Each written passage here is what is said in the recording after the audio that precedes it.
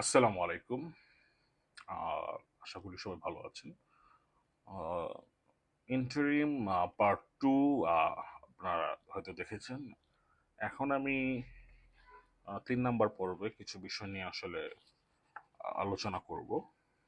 সেটা হচ্ছে আহ, 5 আগস্টের পর আহ, আসলে কি হয়েছিল বা 5 আগস্ট কেন হলো তা নিয়ে একটু সংক্ষেপে যদি একটু বলি যে 5 আগস্টের আগে সাধারণত একটি জুলাই আমরা আমরা যারা সাধারণ জনগণ আমরা জুলাই একটা মুভমেন্ট তখন দেখতে পাই যে এটাকে কি বলা হচ্ছিল যে Bangla blockade or something like this, যে শাহবাগ ব্লকেট করা হলো। অনেকগুলো পুলিশ ছিল, পুলিশের মাঝখান দিয়ে মানুষজন চলে যাচ্ছে। এইভাবে ভাবে আন্দোলনটা ভাইরাল হতে থাকে ফেসবুকে এবং ইউটিউবে। তো আস্তে আস্তে আন্দোলন প্রতিদিনই চলতে থাকে। তখন আন্দোলনটা শুনলাম যে কোটা আন্দোলন, এবং আস্তে আস্তে এটা প্রতিদিনই ছিল, প্রতিদিনই পুলিশ ধাওয়া দেয়, এই হয় সে হয়, এরকম টানা 10-15 দিন চলার পর হঠাৎ করে সিচুয়েশন কেমন যেন গরম হয়ে গেল। হয়তো পুলিশ এবং আন্দোলনকারী তাদের মধ্যে বিশাল ক্ল্যাশ হলো। এভাবে আস্তে আস্তে আস্তে আস্তে সিচুয়েশন দেখলাম মারা গেল, কেউ মারা যাচ্ছে, আন্দোলন হচ্ছে। পাশাপাশি আহ, সামাজিক যোগাযোগ মাধ্যম বলতে গেলে পুরোটাই তখন চলে যায় হচ্ছে আওয়ামী লীগের বিরুদ্ধে। হুম, সবাই ফেসবুক প্রোফাইল লাল করা শুরু করে দেয়, এবং আহ, দুর্গম গিরিকান্তার মরুদুস্তর পারাবার হে, রঙ্গিতে হবে রাত্রি সে যাত্রীরা হুঁশিয়ার, এগুলো গান তখন ভাইরাল হতে থাকে। মুক্তিযুদ্ধের গান ভাইরাল হতো, মনে হচ্ছিল যেন আরেকটা যুদ্ধ হবে। হুম। তো যেভাবেই হোক, উম, আহ, তখন এভাবে করতে করতে দেশে কারফিউ জারি হয়। নানান ইন্টারনেট তখন বন্ধ ছিল। আহ, যেভাবেই হোক, হ্যাঁ, হঠাৎ একদিন সকালে আমি বাসায় ছিলাম। তো হঠাৎ একদিন আহ, সকালে ঘুম থেকে উঠে দেখলাম যে বারান্দায় দাঁড়ালাম, অনেক মানুষ। হুম। তো একজন বলছিল যে কি আপনারা বারান্দায় দাঁড়ায় দাঁড়িয়ে শুধু দেখবেন, দেশের স্বাধীনতায় অংশ নেবেন না? মানে ওয়ান কাইন্ড অফ মনে হচ্ছিল কি আজকে যেন কি হবে। তারপর হঠাৎ করে দুপুর 12টার দিকে দেখলাম যে সেনাপ্রধান ভাষণ দিচ্ছেন 5 আগস্ট, যে শেখ হাসিনা মাননীয় প্রধানমন্ত্রী উনি পদত্যাগ করেছেন, আপনারা সবাই ধৈর্য ধরুন, আমরা একটা ইন্টারিম গভর্নমেন্ট মানে করব। তো যাই হোক, তো 5 আগস্টের সময় এরপর থেকে আসলে আওয়ামী লীগের যারা যারা বড় বড় লিডার্স ছিল তাদের সবাই আন্ডারগ্রাউন্ডে চলে যায়।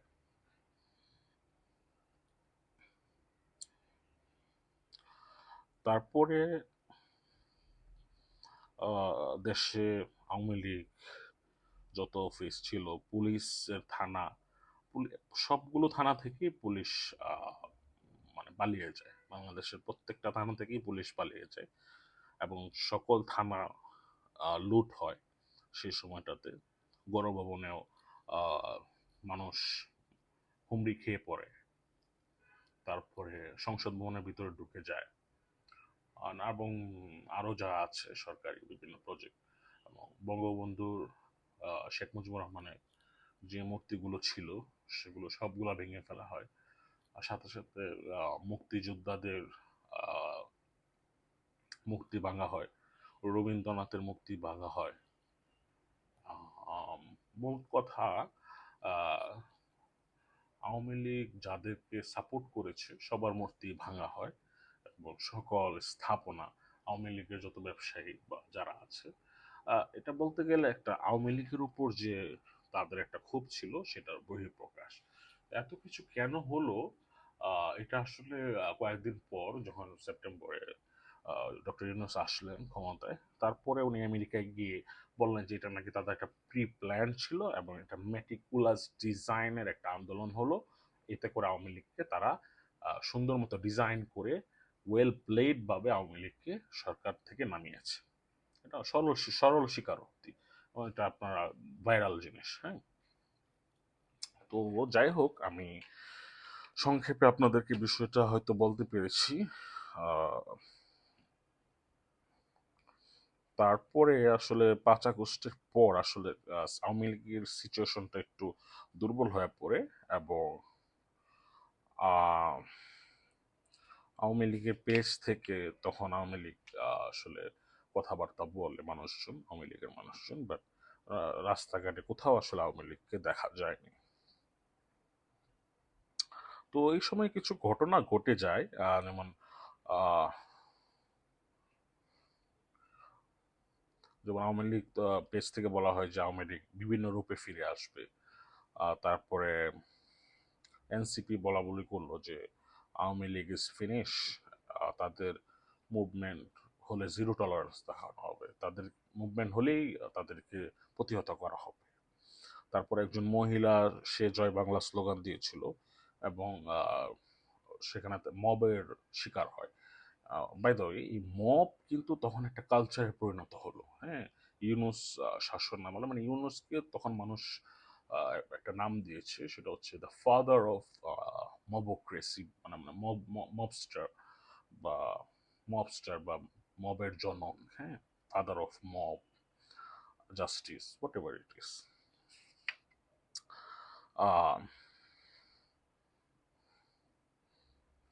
তারপরে আওয়ামী লীগের ছোট ছোট ঝটিকা মিছিল হতে থাকে সেই সময়, ছোট ছোট মিছিল বের হতো আওয়ামী লীগের।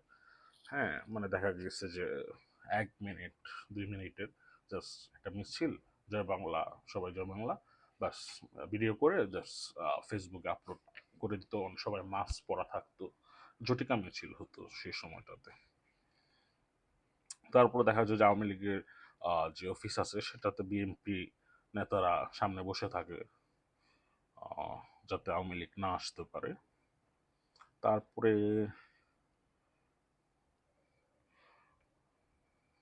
তারপরে আওয়ামী লীগ মনে হয় একটা কর্মসূচি দিয়েছিল ফেসবুক পেজে, তখন জুলাই যারা আহত, মানে জুলাইয়ের যারা আহত কিংবা সমন্বয়ক যারা ছিল, তারা আওয়ামী লীগের অফিসের সামনে অবস্থানে 10 নভেম্বরের একটা মানে আন্দোলন, মানে বিক্ষোভ, প্রথম বিক্ষোভ মনে হয় আওয়ামী লীগ ডাক দিয়েছিল। সেটা ওইভাবে সফল হয়নি।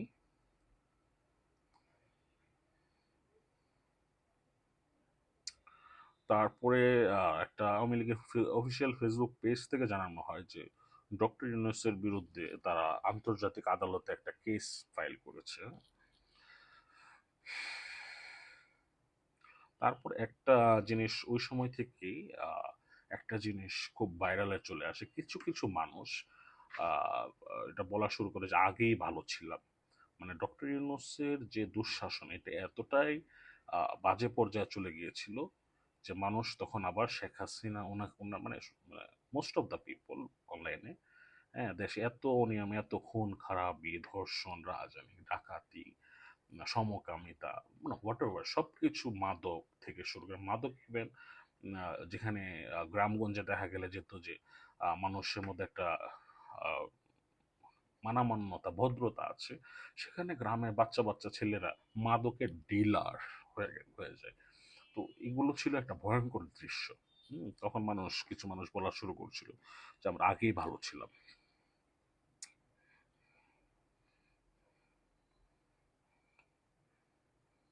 তারপর আওয়ামী লীগের ফেসবুক পেজ থেকে বাংলাদেশ সেনাবাহিনীর কাছে রিকোয়েস্ট রাখা হয় যে আপনারা আমাদের নেতাকর্মীদের অ্যারেস্ট করেন না।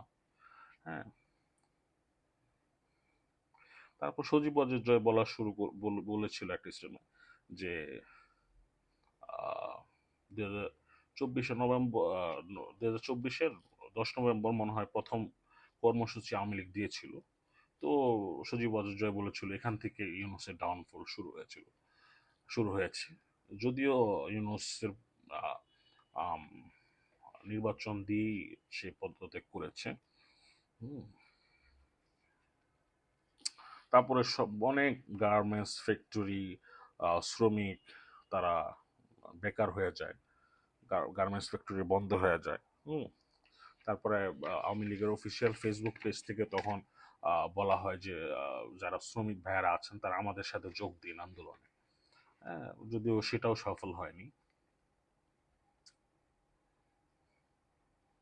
তারপর আওয়ামী লীগ থেকে বলা হচ্ছিল যে আমাদের পুলিশ ভাইয়ার, আপনারা ভুলে যান না যে কিভাবে তারা আপনাদেরকে মেরেছিল, পুড়িয়েছিল এবং ঝুলিয়ে রেখেছিল। 5 আগস্ট।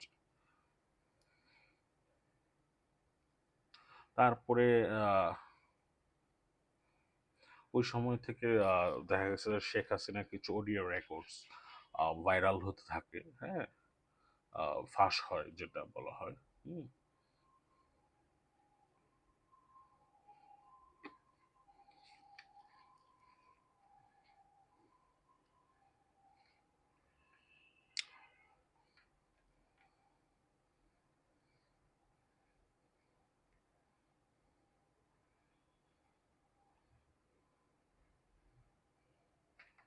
তারপরে ওই সময়টাতে আপনারা মনে করলে দেখতে পারবেন যে একটা জিনিস খুবই ভাইরাল হচ্ছিল। পিনাকি ভট্টাচার্য, তারপরে রেন্টু, হ্যাঁ, আমার ফাঁসি চাই লেখক, আহ, স্বাধীনতা উত্তর বাংলাদেশ পিনাকি ভট্টাচার্য, এবং আমি মেজর ডালিম বলছি, মেজর ডালিমের লেখা। হুম। এরকম কিছু বই তখন ভাইরাল হতে থাকে এবং মানুষ কেনা শুরু করে। হুম।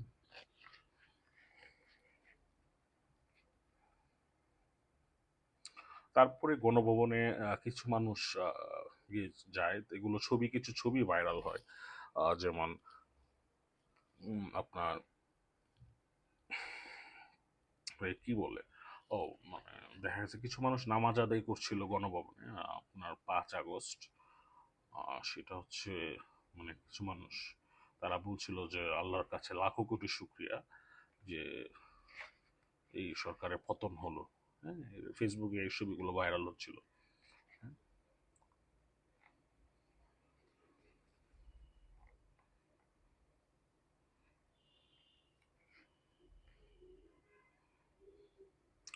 তারপরে আহ, যে স্বরাষ্ট্র উপদেষ্টা ছিল তিনি একটি স্টেটমেন্ট দিলেন, চ্যানেল 24 আসছিল, সেটা হচ্ছে যে শেখ হাসিনা কখনোই তাজউদ্দিন আহমেদ, যিনি বাংলাদেশের প্রথম প্রধানমন্ত্রী ছিলেন, ওনার নাম কখনো মেনশন করতেন না।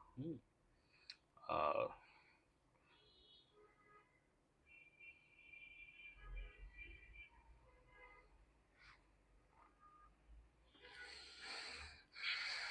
তারপরে শেখ হাসিনা তার শাসনামলে একটা প্রজেক্ট শুরু করেছিল, সেটা হচ্ছে আহ, মানে ওটা কি বলে, গরিবদের বাসস্থান, হ্যাঁ, আশ্রয়ন প্রকল্প। তো সেখানেও আসলে মানুষ হামলা চালায়। আহ, চ্যানেল 24-এ নিউজে আসছিল। তারপরে সে সময় দেখা যায় যে নানান মানে মামলার সংখ্যা মানে অতিরিক্ত বেড়ে যায়, হ্যাঁ। দেখা যাচ্ছে একজন মানুষের নামে 200-300 মামলা, এরকম একটা ইয়া চলে আসে যে মামলার একটা ট্রেন্ড হয়ে যায় যে মামলার করতে হবে, হ্যাঁ। এবং পুলিশও যে কোনো মামলা নিচ্ছিল, তখন কিছুই করার ছিল না।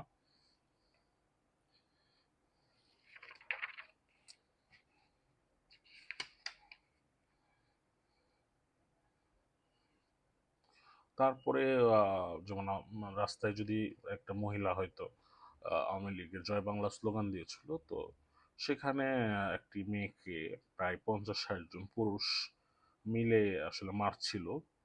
তো তখন আওয়ামী লীগ একটা স্টেটমেন্ট দেয় যে এটাই কি মানে দেশের মানে পরিস্থিতি যে একটা মেয়েকে 50 জন পুরুষ মিলে মারে।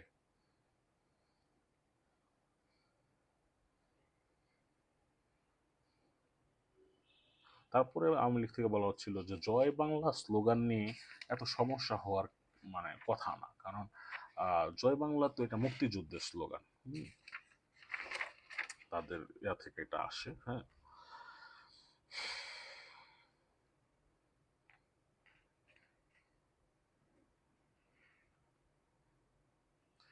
নানান ভাবে 5 আগস্টের থেকে আহ, এই জিনিসগুলো হয়।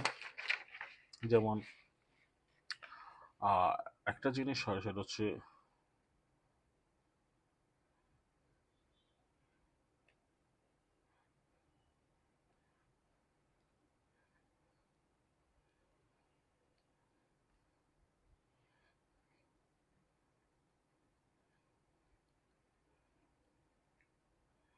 তারপর ওই সময় একটা মানে ট্রেন চলেছিল, যে রাস্তায় দেয়ালে দেয়ালে আহ, মানে গ্রাফিটি আঁকা হতো। হ্যাঁ, এটা স্টুডেন্টরা করতো আর কি। তারপরে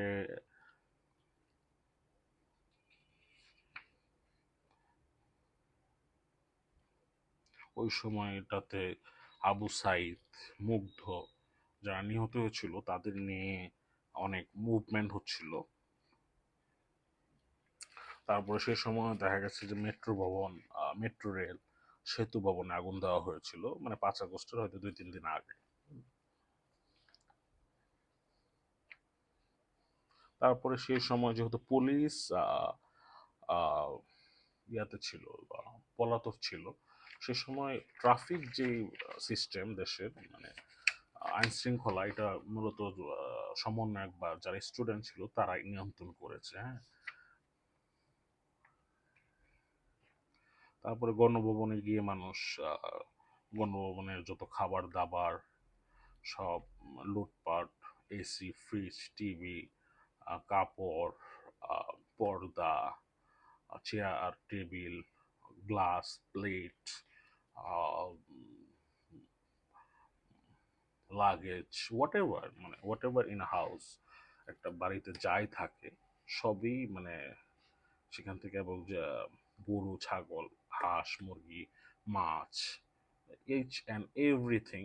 যেমন এখানে কিছু লিস্ট দেওয়া আছে, যে বালিশ, হ্যাঁ, হাঁস, টিভি, শাড়ি, চেয়ার, গাছ, ছোট ছোট গাছ, মাছ, এসি, পানির ড্রাম, ছোট বেঞ্চ, মোড়া, তারপরে আন্ডারগার্মেন্টস, সালোয়ার, দেয়াল ঘড়ি, সাইনবোর্ড, গণভবনের যে সাইনবোর্ডটা ছিল, টি টেবিল, অ্যাডজাস্টমেন্ট, কি, বাচ্চাদের পানির বোতল, আহ, দেয়ালের ক্যালিগ্রাফি, অফিসের চেয়ার, ড্রেসিং টেবিল, বিড়াল, একটি পোষা বিড়াল, লাগেজ, খাট, তারপরে বিছানার চাদর, টেবিল ল্যাম্প, ফ্যান, লাইট, গয়না বাক্স, গরু, সবজি, মানে দেখা গেছে যে এখানে যে লিস্টটা এখানে ছবি আকারে দেওয়া, মানে এই জিনিসগুলো গণভবন থেকে আসলে লুট হয় সেই সময়টাতে। এটা লুট বলবো না, একটা এক্সাইটমেন্ট থেকে হয়েছিল, আমি সঠিক বলতে পারি না। কারণ এখানে অনেক সাধারণ মানুষও আসলে আসে, মানে যারা আন্দোলনে ছিল না তারাও আসে, মানে কৌতূহল বশত, যে কখনো তো গণভবন দেখি নাই, যাই একটু দেখে আসি কি আছে ভিতরে, যাই একটু ঘুরে আসি, গণভবনটা দেখতে কেমন। বিকজ মানে মানুষের একটা কৌতূহল বা একটা ইয়া থেকে হয়তো হতে পারে, এটাকে আমি লুট বলতে পারছি না। হ্যাঁ, অনেকে সাধারণ মানুষও গিয়েছে, গিয়ে যা পাইছে এটা ফুর্তি করছে, মানুষ হাসাহাসি করছিল। আসলে এটা এটা একটা মানে কি বলবো, এটা আসলে এটা। তারপর একজন ব্যক্তিকে দেখা যায় যে উম, রবীন্দ্রনাথের মূর্তি ভাঙচুর করছে। তারপরে শেখ মুজিবের যে একটা মূর্তি ছিল সেটার উপর একজন উঠলো মাথায়, মূর্তির যে মাথাটা ছিল সেটার উপর একজন উঠলো, এবং উনি মূত্র ত্যাগ করছিল ওই শেখ মুজিবুর ওই মূর্তির যে মাথাটা আছে ওটার উপর। তারপরে শেখ হাসিনার একটি ফটো ফ্রেম, সেটার উপর একজন মূত্র ত্যাগ করছে, সেগুলো ছবি ভাইরাল হয় সেই সময়টাতে। তারপরে আহ গণভবনের যে শেখ হাসিনার যে আন্ডার গার্মেন্টস বা ড্রেস বা হোয়াট এভার ইট ইস, এগুলো নিয়ে কিছু মানুষ মানে খারাপ অঙ্গভঙ্গি করছিল, সেগুলো অনলাইনে ভাইরাল হয় সেই সময়টাতে, যেটা আসলে কোনোভাবেই আহ, মানে সমর্থনযোগ্য নয়। হ্যাঁ, কিছু নেস্টি জিনিসও সেই সময় ঘটে, যেটা আসলে মানে ভাষায় প্রকাশ করার মতো না। আসলে বাঙালি জাতি কিছু জিনিস তো আহ, ঘটেই।